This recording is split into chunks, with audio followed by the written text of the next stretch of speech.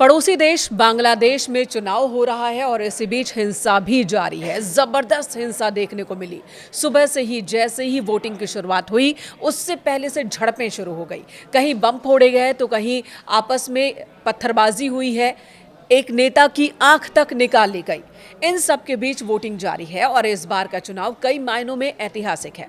बांग्लादेश की जनता नई सरकार के गठन को बेताब है, लेकिन इसी बीच देश के अलग अलग हिस्सों में राजनीतिक दलों के कार्यकर्ताओं के बीच खूनी संघर्ष हो रहा है।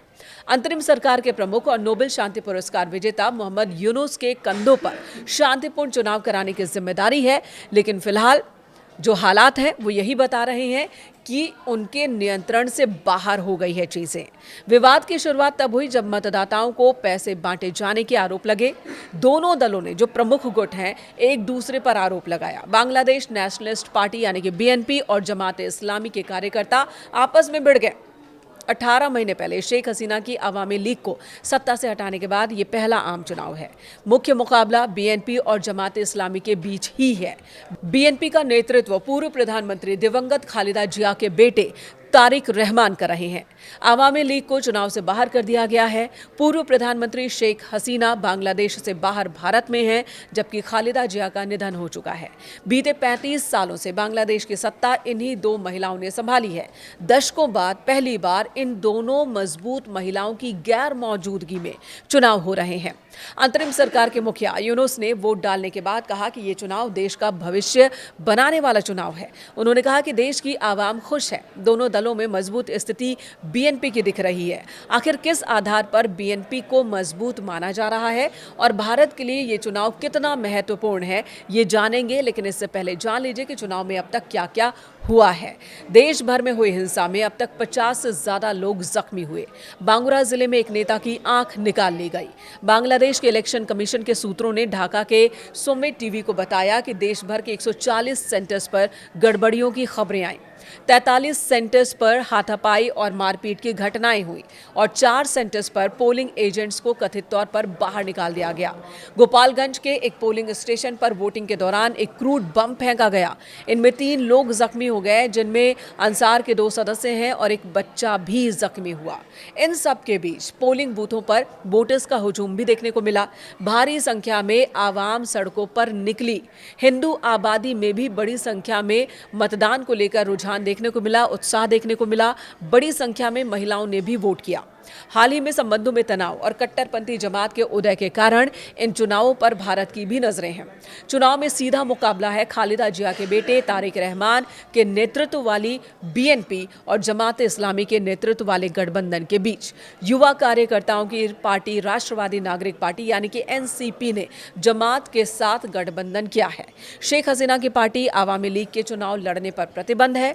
2024 में हुए छात्र आंदोलन के दौरान हिंसा में पार्टी की भूमिका की वजह से यह फैसला लिया गया।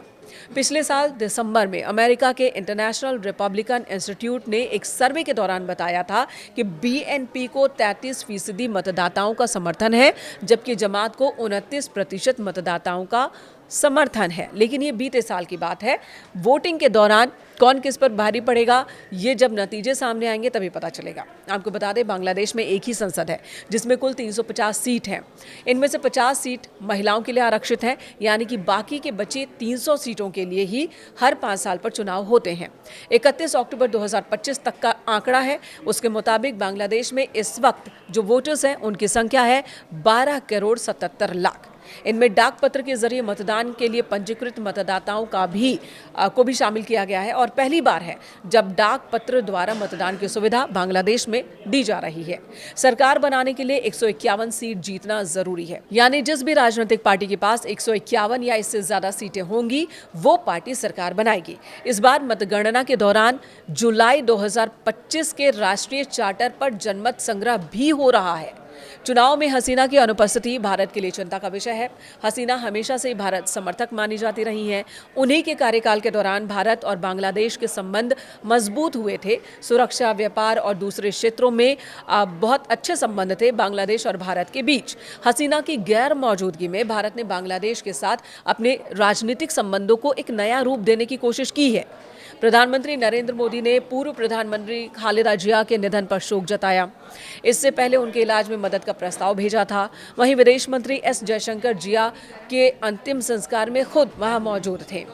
इन सब के बाद भी मौजूदा अंतरिम सरकार का रुझान चीन और पाकिस्तान की तरफ ज्यादा रहा है।